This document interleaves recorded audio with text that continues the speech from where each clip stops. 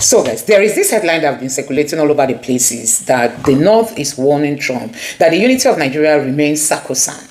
Now, see how this person wrote it here. He says, breaking news, we don't support Nigeria's breakup. Unity sacrosanct, northern leaders warn Trump. And this person reacted and said, I don't understand how a people who desire united Nigeria will be doing everything that tilts towards disunity. What stops them from articulating acceptable articles that can guarantee such unity? As it were in the United States of America. So the North is saying, we don't want Trump to come and divide Nigeria. We want Nigeria to be united. Yes, everybody wants it united. But why are you guys not helping in the fight against insecurity? Look at Sokoto has become the capital center for terrorists, despite the fact that the Sultan of Sokoto is there. Initially, we used to hear that Sokoto is a very safe environment because of the presence of the Sultan.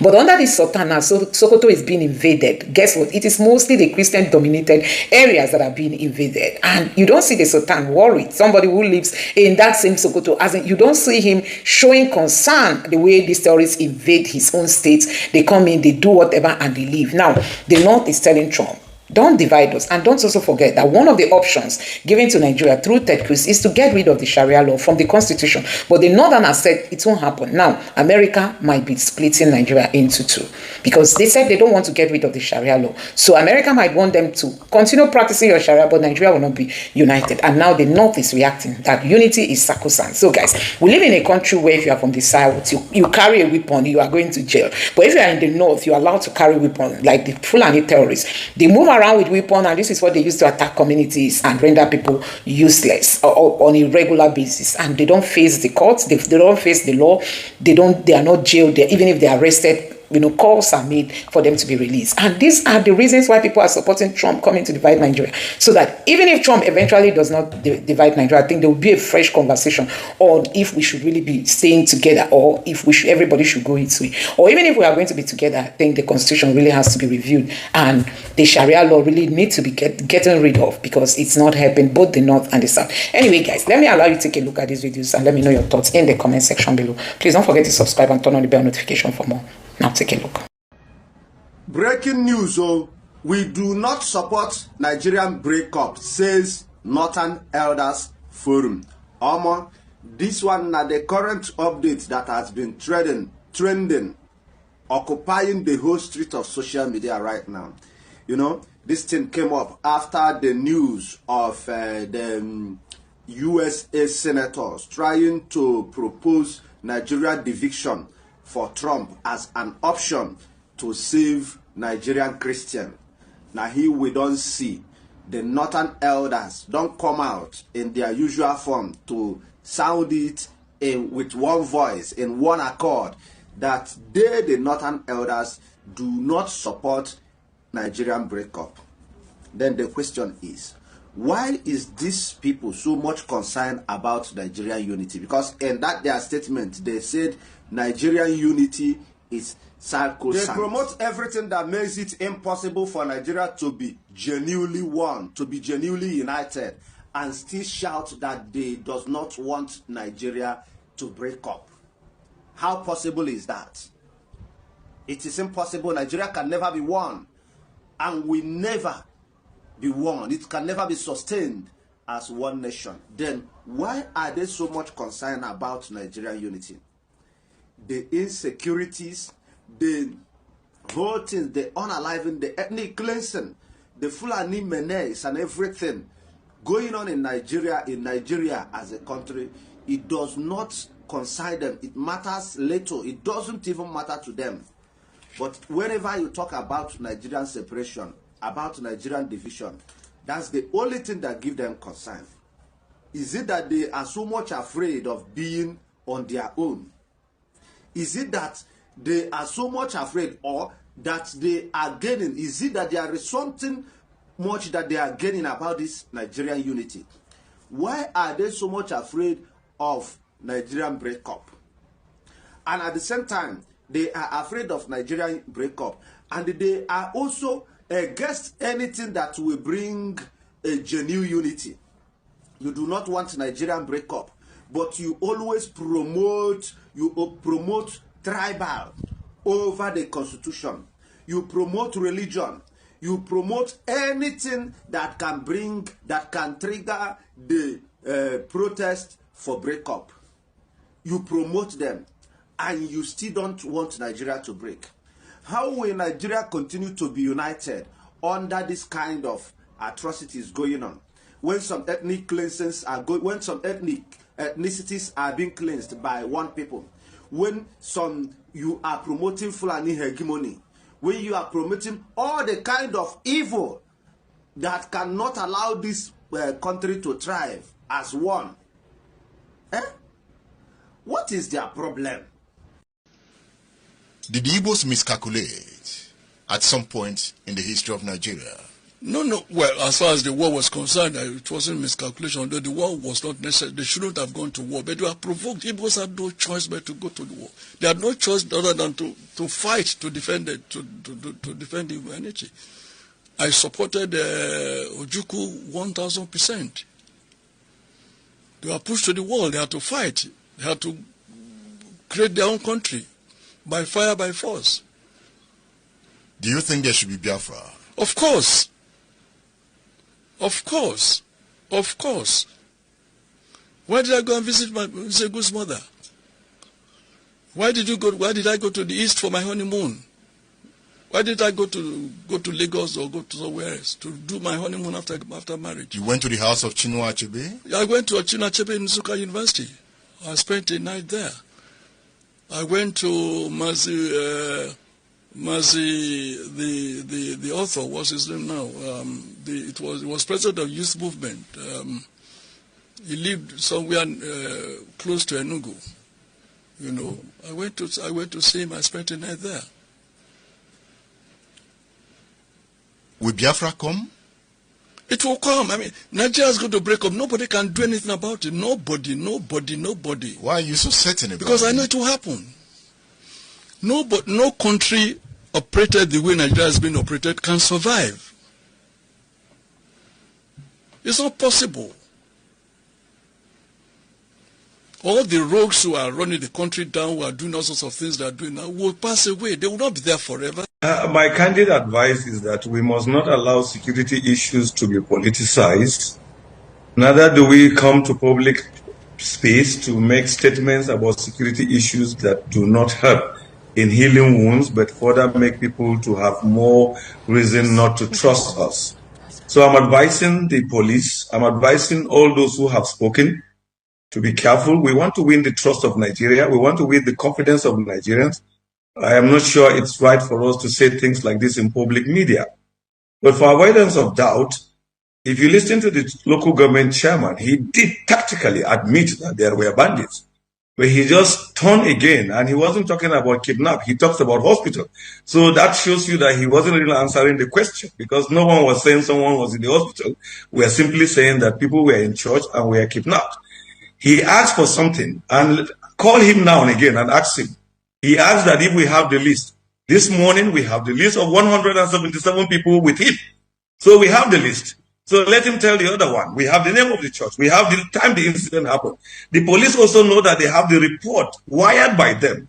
So I'm not sure it is right for security issues to be politicized, because it's like you don't care about the life of the mother of somebody, the father of somebody, the son of somebody, the friend of somebody. I don't want to belong to that. As a pastor and as a Christian, I've said the day I start lying when it has to do with life of individual, I should just hand over my license and stop preaching. So this incident happened. All we want the security agencies to do is to go after them. But to come to the public and start denying, and I don't know who they were referring to as merchants. Sadly, we don't understand. Is it the community people who are merchants? Is it the current chairman of local government who is a merchant? Or are the stakeholders in that place who confirmed that this incident happened that are merchants? Because for us, we are just partners in progress, wanting to help make sure things are done right. And we want to do it with truthfully. We want to do it with integrity. We don't want to join into the politics of lie. Sadly, this report had combination of party issue. I think you shouldn't even have another party speaking now. We're talking about Nigerians that we feel, we know have been taken away. Let's tell our security to go after them. We trust our governor. We appreciate the effort of the security agency in Kaduna State.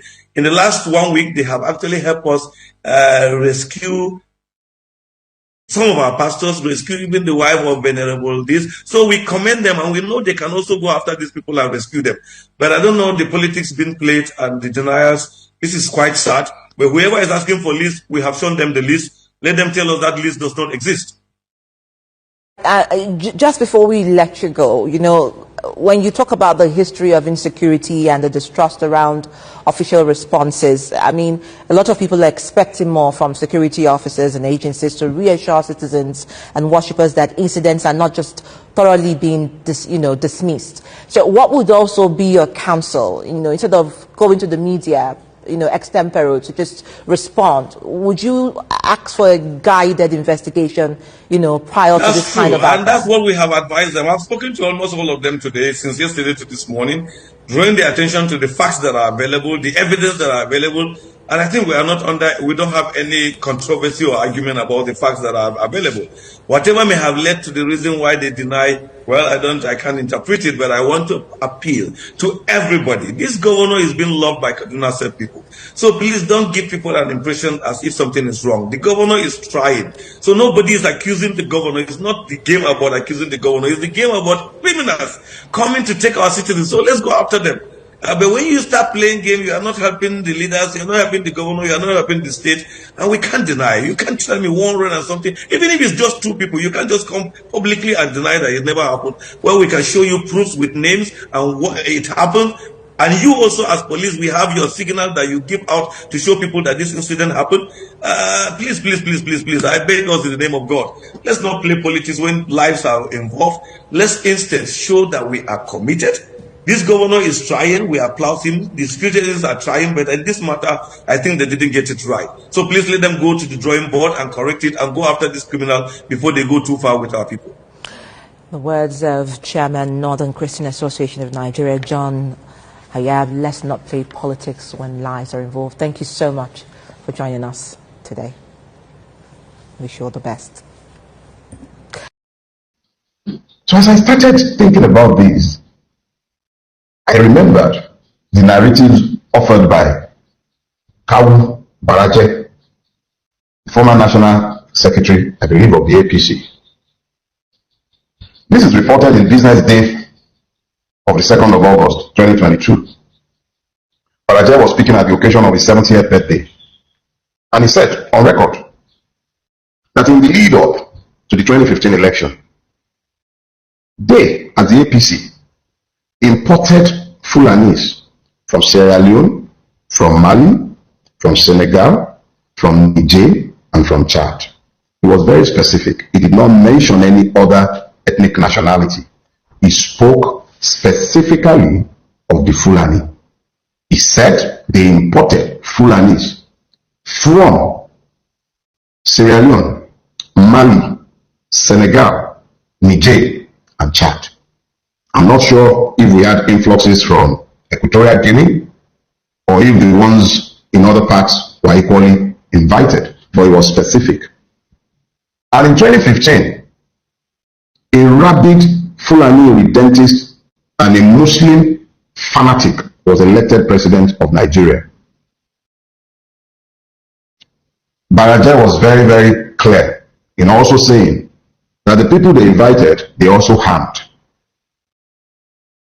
Let me repeat myself. Go to the Business Day newspaper of August 2, 2022. I am quoting Kawu Baraje.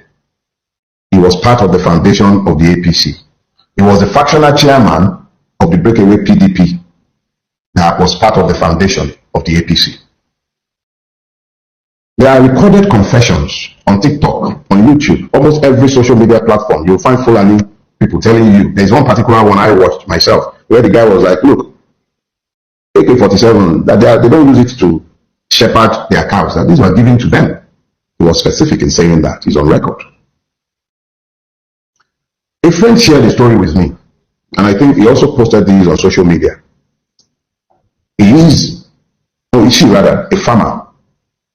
And she recounted how she was farming somewhere in Oyo State, somewhere around Afijio. I went to school in Fiditi, which incidentally is my mother's village, for those idiots who are saying my mother is Igbo or this. Anyways, in Afijio, if you know Fiditi and his axis, you know that that is on the road to Oyo, after this, between Oyo and Ibadan. So that's deep in the heartlands of Yoruba land. And this woman says that immediately after the harvest season, the Fulanis would come. These are Fulanis who have lived in the community for decades. They will come, graze their cattle. In grazing their cattle, the droppings from the cattle would help to fertilize the field, the hooves would break the soil, and it was a mutually beneficial relationship. And these Fulanis would help, and they would give them fura and wara, and people had a mutually beneficial relationship. And when the cows grazed on people's farm, there was also a key, easy way of fixing the problems. They would pay reparations. They had peaceful coexistence. And then this woman told me that after a point, the Fulani came, the leader of the local Fulani who would graze on her fields came to her to say, look, I'm leaving. There are some new Fulanis in the environment. I cannot coexist with them. And the man left with his family, somebody who had lived in the neighborhood well in excess of 20, 30 years. He left with his family. And not long after, there was this new influx of Fulani people who wouldn't even hear any language and were never ready to discuss peace. Every little infraction turned into fights, and these ones were acting more like conquerors than neighbors. She abandoned her farm. This story is over 10 years old. I used to farm, and I had farms in Ijebubo. For those of you who are familiar with Ijebubo, I had farms in Telubomi and Aburi, just behind Akote Farm Settlement. I had cocoa farms running into tens of acres. I was forced to abandon my farm over 10 years ago because of Fulani activities in the neighborhood. Over 10 years ago. The fact is that this has been an insidious conquest. It has happened with the complicity of the state. And because of the complicity of the state, a lot of us have been slow to admit to the fact that Nigeria is in the grip of an insurgency, ably supported by our government and the rulers of Nigeria. General Olawumi was on national TV, on channels, and he said on the record that since 2016, a list of sponsors of terrorism in Nigeria had been given to Buhari as the president. He said in that interview that the sponsors of terrorism included governors, persons in the cabinet of the president. Nothing ever happened to them. The UAE caught sponsors, financiers of terrorism in Nigeria, and they sent them to prison in the UAE. And then they sent a corresponding list of sponsors who are in Nigeria to the Nigerian government. Over 300. Nothing ever happened to them. But the same government is always quick to jail 17-year-olds on trumped-up charges. The same government, the same system is always available to persecute those who might make the error of asking to be citizens. My friend, Dr. Calvin Stanley, told me that almost on a daily basis, somebody is killed on the plateau. That 164 settlements on the plateau have been taken as conquered territory, resettled by Fulani marauders after the indigenous people have been driven off the land. A person told me how she gave up a mining license, or at least her interest in the mining license, when she found out that for her to be able to work the concession she was given, she would have had to be in bed with terrorists who are usually employed in the mining industry to drive out the indigenous people from the land holding the resources. And we still begin to ask, where are the cows? Dr. Calvin told me that there is a base for Fulani terrorists in the tri-state area, Benue, I think this is between Benue, Nasarawa and Plateau, somewhere around that place, that there is a base. That this, and he said it on national TV as well, by the way, that this base is known to all of our security agencies. That helicopters land there to drop off ammunition and material. That the security forces are aware and they've done nothing about it. He is on record. He is on record, on public record, and we are still asking, where are the cows?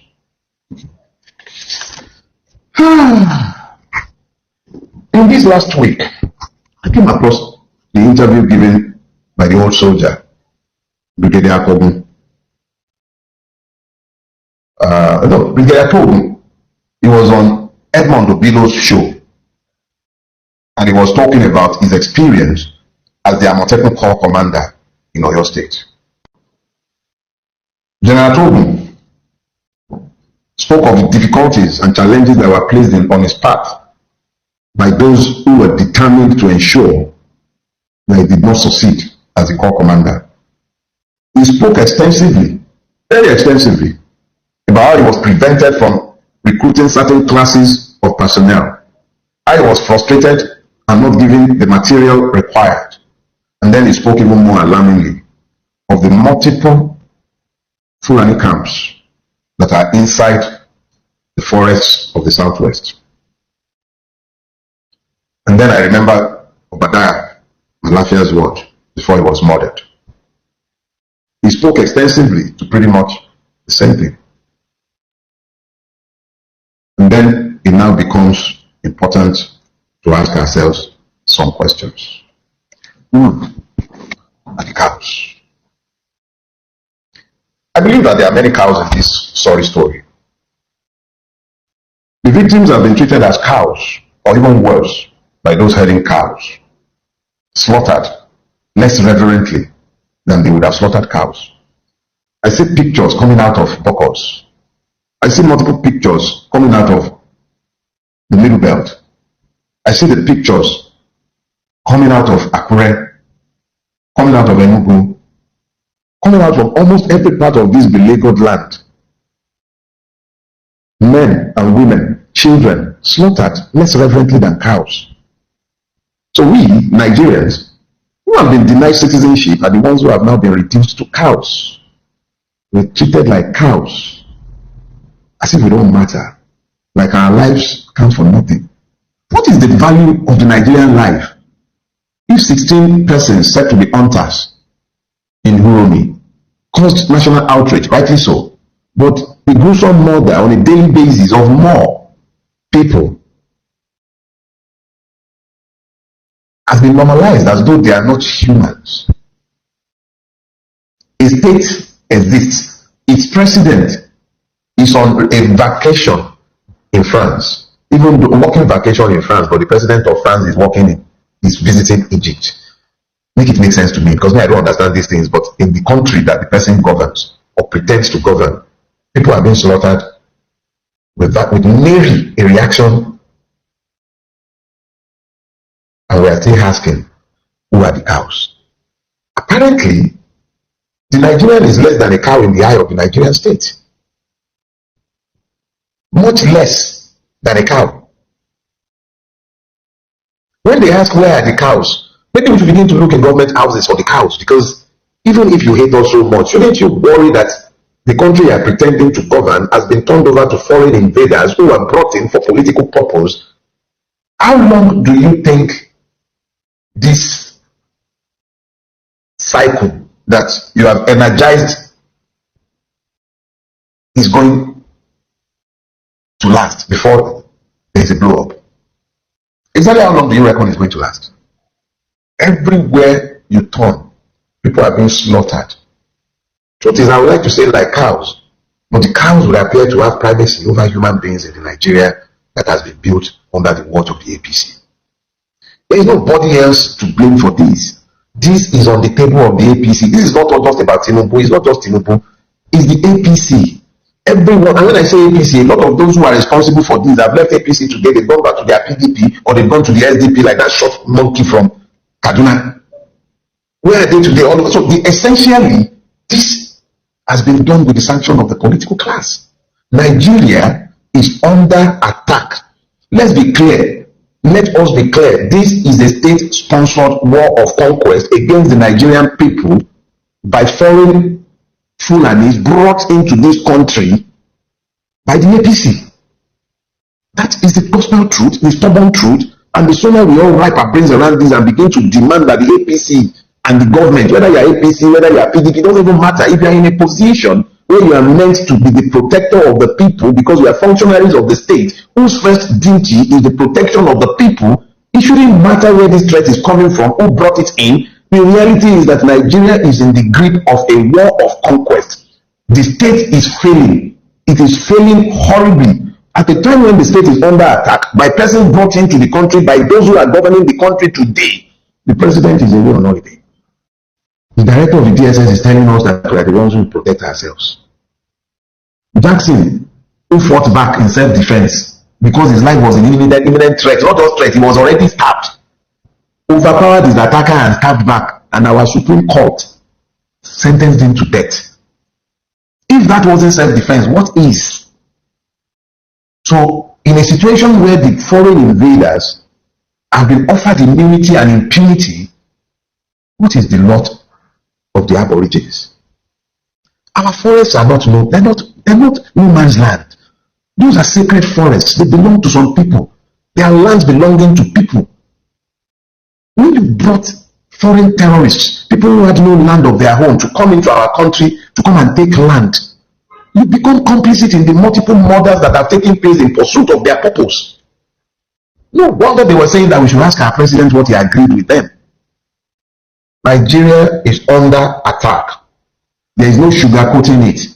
These are foreign Fulanis who are not aborigines to Nigeria, who sees Nigeria as their patrimony, and they have been brought into the country under the auspices of the APC and have been largely protected and supported by the same APC. Because how else do you explain where are the cows? Eventually, the cows were found because the killers of Antifa just happened to be the Fulanis that the statement was meant to excuse. Where are the cows? The question should be, who are the cows? Who? Are we now cows, or are we being ruled by cows who fail to see what should be in their own enlightened selfish interest? I will live and I'll die. Tinubu will live and he'll die. All of us will live and someday will go, but what we have done will live beyond us. How can it be that those who have the sacred duty to protect the people are the ones who have become the enemies of the people, sponsoring all kinds of terror against the people? And we are always asking, where are the cows? Let the government tell us if we have become as cows, or if they are the cows who are failing to see that they are failing in their duties. But when you are asking who the cows are, or where the cows are, also ask yourself, where is your brain in this imagined scenario? Are you able to see what is obvious, or you are still denying the obvious because of your ethno-religious or partisan interest? The truth is the truth, regardless of who believes or does not believe it. But the truth does not cure the willfully ignorant. I hope I have spoken to people who still have the capacity to think on their own and to draw inferences, logical inferences from the truthful facts that are in front of them. Ojukwu proclaimed the sovereign state of Biafra. There was euphoria all over the entire eastern region. In our school, Government College Umuahia, we even broke bounds and marched around the adjoining community. And some of us even went to town, which was forbidden on a non-outing day. The author says everybody was so happy and excited that students on their own lowered the Nigerian flag. It was a day that remained memorable to us then, and all adults thought the much expected time of freedom had come. We thought we could now return to normal life. Every man and woman applauded the decision in the East. Lagos, on its part, christened its rebellion and promised to quell it. I just read from the book Nigeria Biafra Civil War, My Experience, written by a former governor of Imo State, Achike Udenwa. This is the book. This is what we are discussing. And from here, we'll also discuss the politics of the Nigerian state. My guest on State Affairs is Achike Udenwa, a former governor of Imo State. It's good to have you on State Affairs. Thank you, viewers. It's my pleasure to appear before you today and look at the Nigerian question from where we are coming and where we are. Thank you so much. I can call you an old soldier.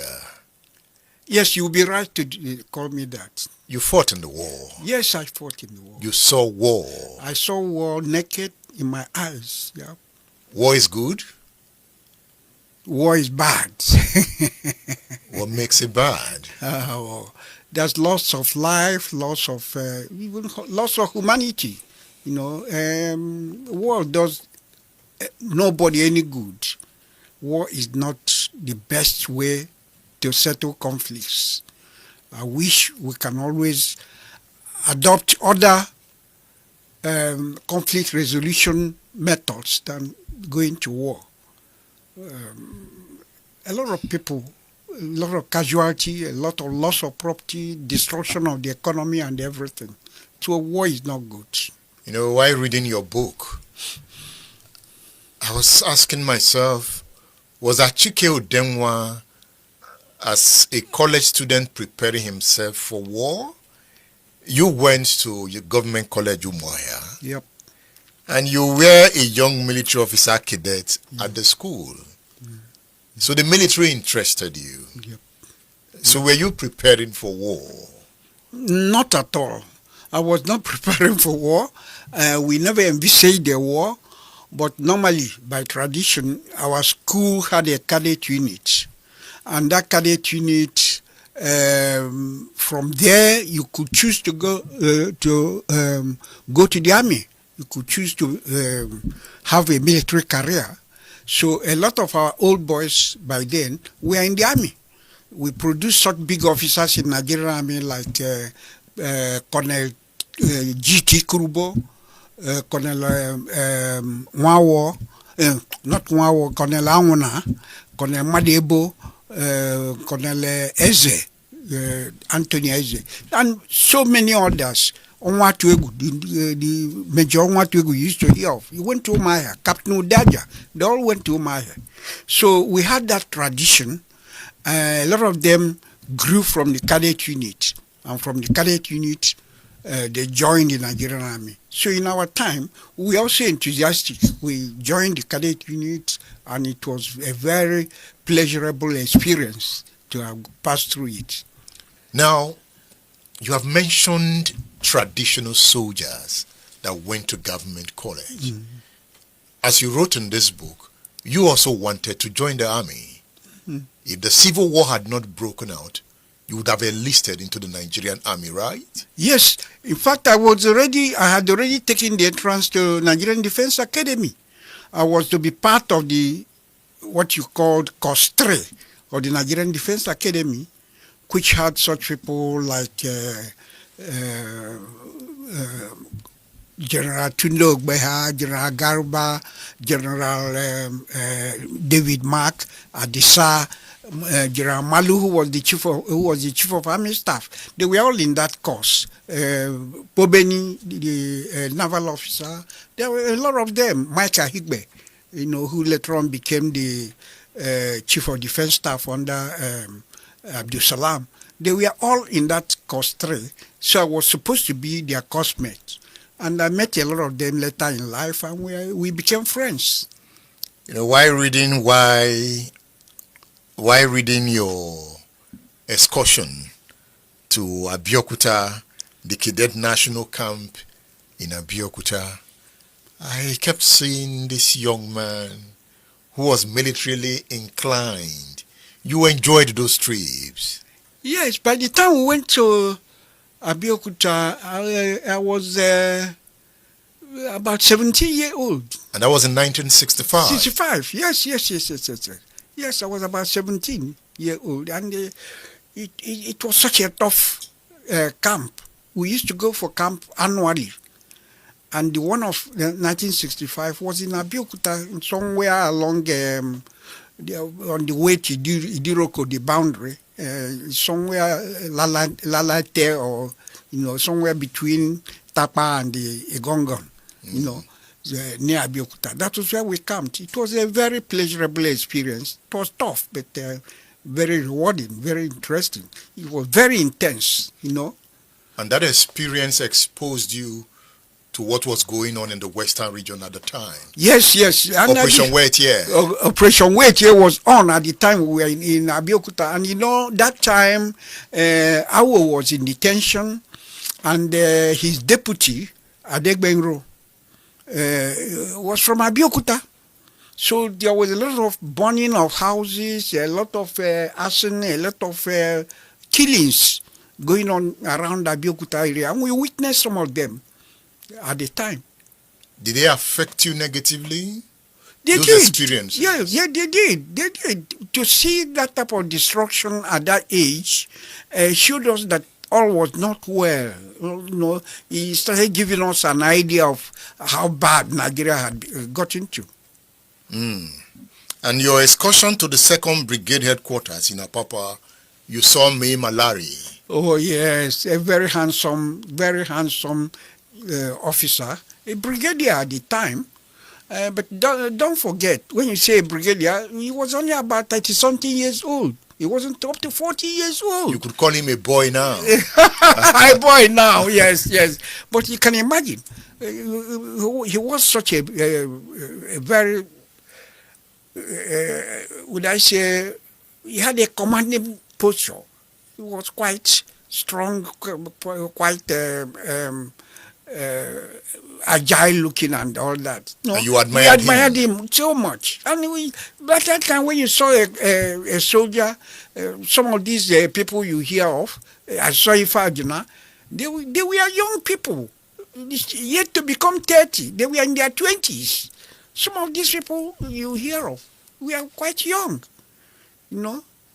So all that again makes the army more attractive to you, and you see the bonding in the army, the esprit de corps. You see them; they behave like brothers. You don't know who comes from where, you know, unless you are told. You wouldn't know from where anybody comes. And if they were to speak any Nigerian language, all of them spoke Hausa. Yes. Hausa was it was about the lingua franca in the army. So you didn't know people by their ethnic origin. They were all Nigerians. So all that made the army more attractive. And you wanted to join? Yes. I was determined to be there. So by January 1966, when you began to hear the story of the first coup, and when the names of the plotters and the executioners began to come out, how did you feel? Oh, I tell you, at first we were happy, thinking that would be the end of Nigeria's problem. Because let's face it, between 1964 and that January 66, Nigeria was in real turmoil. After the 1964 federal elections, up to the 65 Western elections, Nigeria was not in good shape. So when we heard there was a coup and the army had taken over, we saw it as a relief. We saw it that, things were now going to be better in Nigeria. We didn't know it was the beginning of our suffering. The beginning of our suffering? Oh yes. You mean that coup changed everything? It changed everything. The esprit de corps in the army was destroyed. People began to go behind their ethnic chefs, and then the reprisal, the July counter coup came, you know, and it scattered everything. You know, in this book, it's like you gave a historical account of the birth of Nigeria. Yep. From the Clifford Constitution to Macpherson. Yep. You know, why did you take that pattern? Yeah, I did because it is necessary to tell the reader from where we are coming. From where did this problem start? They didn't start today. I tried to show the Nigerian society in their individualistic, ethnic or regional affinities before the white man came, and how these constitutional arrangements came up, how the unification came up, how then the political parties started, the that is the fight for independence started. So it was good for the reader to have an idea of from where we are coming, what our society looked like before this time. Then from there, we got to the 1959 elections. That was the pre-independence elections. And I think that was where the center could not hold again. It was the 1959 election. Then the census before that. The census before that. So these are the things, the role our colonial masters played. You feel the policy of divide and rule? Oh yes. Nigeria Oh yes. That was why you find out whatever our colonial masters were doing, they were not doing them for our own interest. They were doing them for their own interest. You can see that later, recently, I think it was in the 90s or so, one of the administrative officers that time gave an interview and showed how they manipulated the census figures.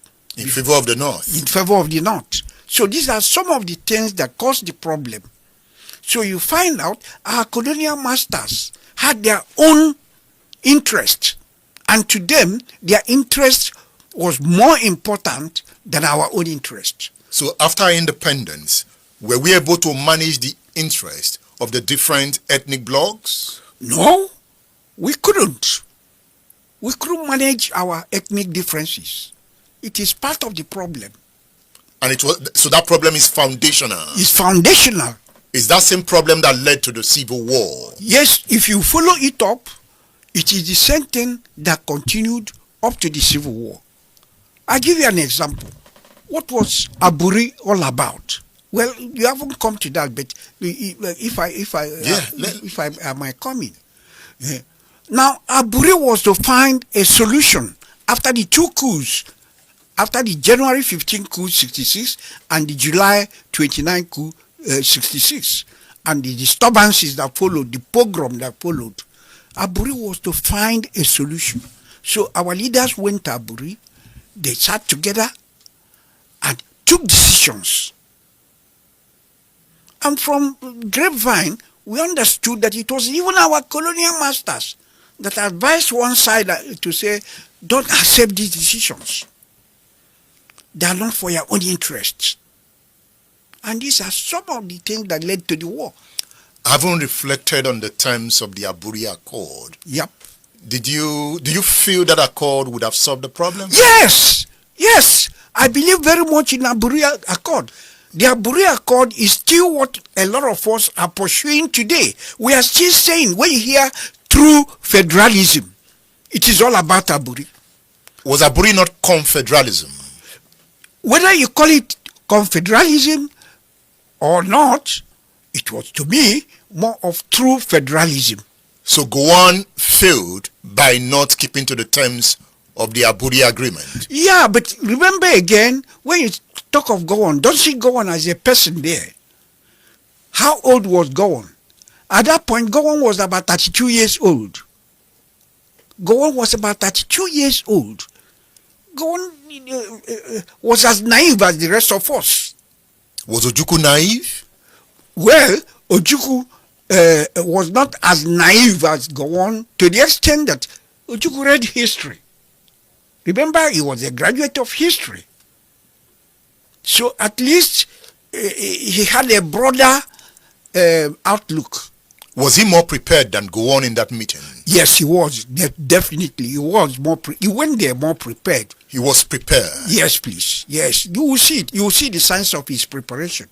Yeah, you will so see. He got he got what he wanted. He got most of what he wanted. But at the same time, Gowon, I must tell you, let people not blame Gowon.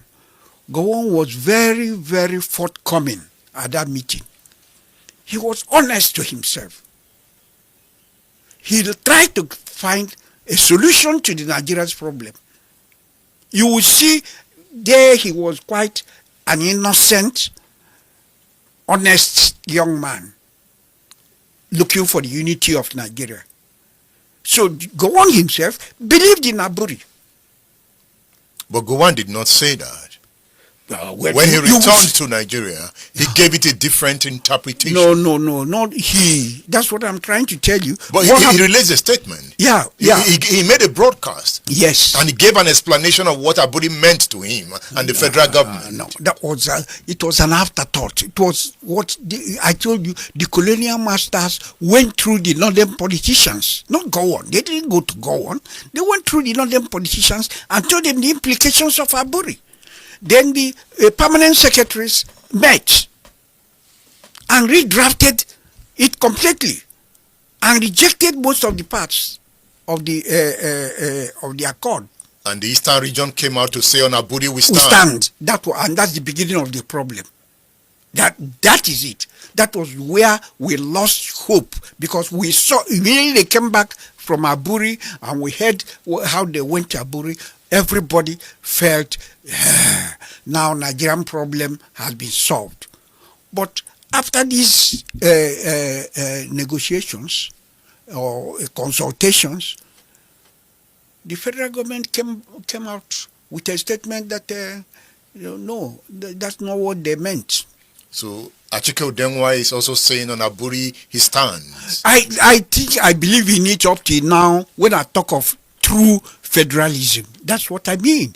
Look, Nigeria is a creation of Aburi talked about regional commands. Yes, the army was and it was implemented. I remember in the East then we had the Eastern Command, Eastern Regional Command under Colonel Hilary Njoku.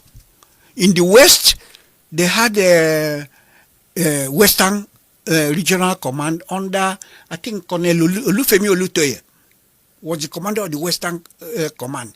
Then they had the Midwest Command under Colonel Comrade Nwawo.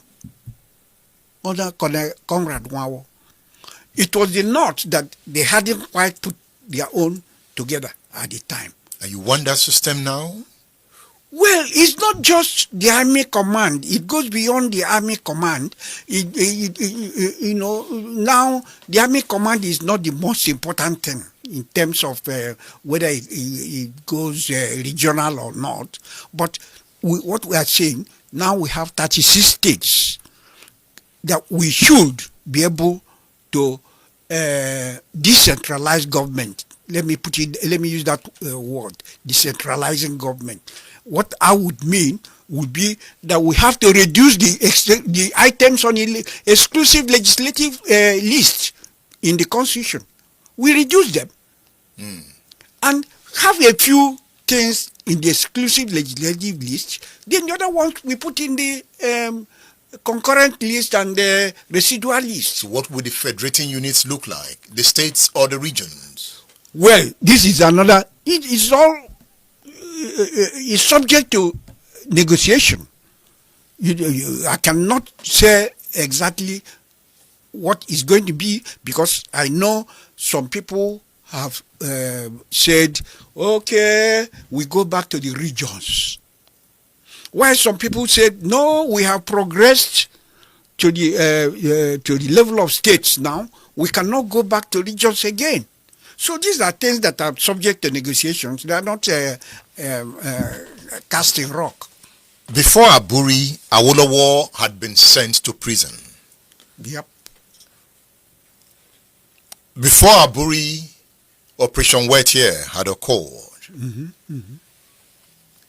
Let's look at Awolowo and the Western Region crisis. You linked those subjects to the first coup in this book. Yeah, they were part of why the soldiers said we must take over and reorganize Nigeria. It was part of it. Those issues were part of it. At the time, Awolowo was even in prison. They said, we bring out Awolowo and make him the Prime Minister of Nigeria. Awolowo was to be the Prime Minister. You sure that is true? Yes, it's true. You mentioned Ben Budia wrote that in his book. Yes, it's true. It's not just only Bembule. Ademoyega also mentioned. Ademoyega mentioned it. So it's not. These are the principal actors in the coup. They will not be telling us lies. They have nothing to gain by telling us lies. But some said it was an Igbo coup. No, it was not an Igbo coup. But let us be honest to ourselves. The majority of the coup plotters were Igbos. That is very obvious. The majority were Igbos, but that didn't make it an Igbo coup. A coup is something of confidence. Can I trust you? Absolute confidence. It's not just confidence, 50% or 80%. It must be 100% absolute confidence for me to plot a coup with you. Because it's a matter of life and death. Life and death. It is even a question of if you only hear about it, you are guilty and you don't report. So it's something of absolute confidence. So maybe a lot of them being Igbos would mean that they had more confidence among themselves. And you said about 60% of the middle rank officers. Oh yes, we are all Igbos. Yes, and that was the group that plotted the coup. Yes. In that group, when you had lieutenant colonels, majors, captains, the bulk of them at the time were Igbos. You said the execution, the intention was good, but the execution was poor. Yes. You made that point I also made that point clear. Yes, because we are all human. That I'm an Igbo doesn't make me think the other way around. See, as me and you have agreed, most of the plotters were Igbos, and most of the casualties were non-Igbos.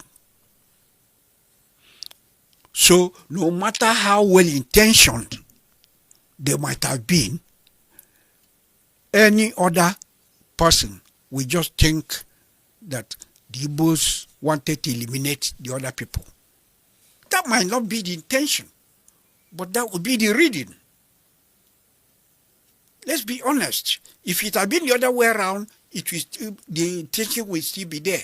Only one Igbo officer was killed. Ato Negbe. And we don't know. We tried to find out why Ato Negbe was killed, and a lot of people say that Ato Negbe was also. I think he was a compromised officer. He was politicized. He was taking part in some of the meetings with the politicians. I don't know how true it is. Let's read from your book. Okay. On page 50, you said Major Chukwuman Zogu seemed to sum up the justification for the coup. Okay. When in a chat with Bembule, before the coup, he asserted. Yep. So this is what Nzogu said. Yep. The killings in the West must be stopped. These narrow-minded, bloodthirsty politicians have been spilling innocent blood unchallenged for too long. These narrow-minded, bloodthirsty. So guys, this is the latest news coming from northern Nigeria, challenging Donald Trump not to dare divide Nigeria, that the unity of Nigeria remains sacrosanct, which many people have argued. If they know that the unity of Nigeria is sacrosanct, why have they been tormenting Nigeria with terrorism? You can imagine if it was the southeast that this terrorism is ravaging. Can you imagine a whole Zambiza forest is left for Shakao and his boys for years? Nobody dared entered it, and sometimes we say there is no food. You can imagine if Nigeria has taken its time to clear Zambiza and just hire Nigerians to begin to cultivate it. Number one, is going to serve as a security measure so that nobody will reinvade that place. And then another thing again is going to, frustrate the terrorists. Some of them might end up surrendering, but that's not the case. The Tinubu's, not Tinubu now, Buhari's government, they just allowed all these things to happen, allowing insecurity to worsen. Now, Christians are being killed all over the place. You can imagine, Southern Kaduna have been a little bit calm. Recently, we have started seeing more attacks again. The governor himself has really tried to douse tension. It's not like when El-Rufai was there. But as it stands now, things are changing. 177 persons kidnapped in the same Kaduna in one day during church service. That tells you the height of criminality being executed by these terrorists, and their leaders are looking down, playing down, the politics there. So guys, it's really so sad the way the North is handling insecurity in this country. I just hope that they will realize that they are the one hurting Nigeria. But any little thing they will call IPOB. Is IPOB a terrorist organization? People say they want secession.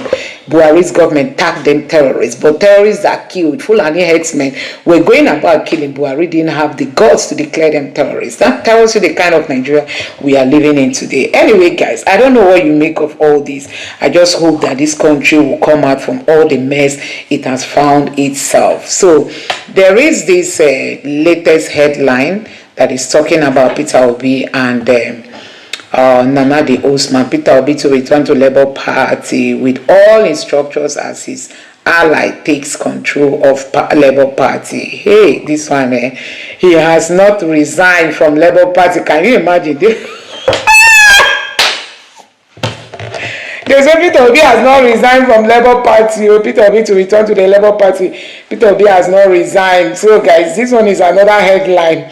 Anyway, Peter Obi prophesied and said, I'm going to be on the ballot. See, Peter Obi will be on the ballot. I just hope that Donald Trump will come and help and support Peter Obi. I mean, APC should be ended. Trump, if there's anything you want to do for Nigeria, is to end APC. Because if you don't end APC, APC will end Nigeria. You can imagine it's under this party that terrorists raided Nigeria so badly. It was not as bad as during the time of Jonathan, and still they will be looking for who to blame. This one is a Fulani coalition will now give him his clothes. ADC Vanguard, Peter Obi, over to you. Fulani boy, Fulani will never allow you. Me, Nigeria has expired and may not remain. So guys, I don't know how this is going to be. This person, I don't know what part I don't know which part, but Obi will be on the ballot. I don't know, really. That's just me. I don't know which party, but Obi will be on the ballot. That's all we know. There was an understanding, and a gentleman agreed that Peter Obi will be the flag bearer of ADC once he is declared. Suddenly, those that witnessed and agreed to that effect now reneged. Peter Obi took many of his patrons to witness the agreement. Today, ADC wants primary. You see it, that they actually told Peter Obi that he's going to be the party leader, but now today they were okay. Anyhow, this game turns out PO is on the ballot 2027. I mean, if ADC wants, they should take Obi. If they don't want, Obi will be on the ballot. This ADC handle, I don't know if you be APC data boy. PO is going nowhere. This is a move calculated to distract PO and ADC. So mind what you are saying. nnamdi is in control, so PO gets ADC ticket. Labour Party, PDP, and co will support Peter Obi. This one is a good tweet too. You can imagine Peter Obi gets the ticket of the ADC. Then Labour Party, PDP, all of them bring their structure together to support Peter Obi. Hey, let me say, my Obi don't reach Aso Rock. So guys, these reactions are really nice to read. This person, the ADC. This ADC handle, I don't know if you be APC data boy. PO is going nowhere. This is a move calculated to distract PO and ADC. So mind what you are saying. nnamdi is in control, so PO gets ADC ticket. Labour Party, PDP, and co will support PO like we want to do for APC. So APC will shoot themselves. So I just hope this is the plan, honestly. This person says it's too late. APC-led government has shot themselves on the foot by chasing politicians out of their different political parties. ADC has formed a strong front. They later tried to reconcile them back by using judiciary, but that's too late. Obi is not going back. Let's see. Obi is not going back. So guys, when did you use return to Labour Party in the first sentence? Why did you use it in the first sentence? If he hasn't resigned from Labour Party, how do you return to something you are still in? Abi, this person say, did Peter Obi resign from Labour Party? Is asking crop. So guys, there is a whole lot of conversation going on if Peter Obi is going to return back to the Labour Party, considering the fact that he has not even resigned from the party. And Atiku saying I'm going to contest, come rain come sound, is another thing altogether. So Peter Obi might actually, go back to go back to, to the party he belongs to. This one says, Enugu government received 1.2 billion naira recovered from Sujimoto by EFCC. That's amazing. EFCC recovered money for them. Wow. So guys, let's see how all this politics is going to play out. Genocide after public denial. Police quietly confirmed mass abduction of over 100 Christians in Kaduna. So let's see how all this is going to play out in Nigeria. Let me know your thoughts in the comment section below. Please don't forget to subscribe to the channel and turn on the bell notification for more. Thank you.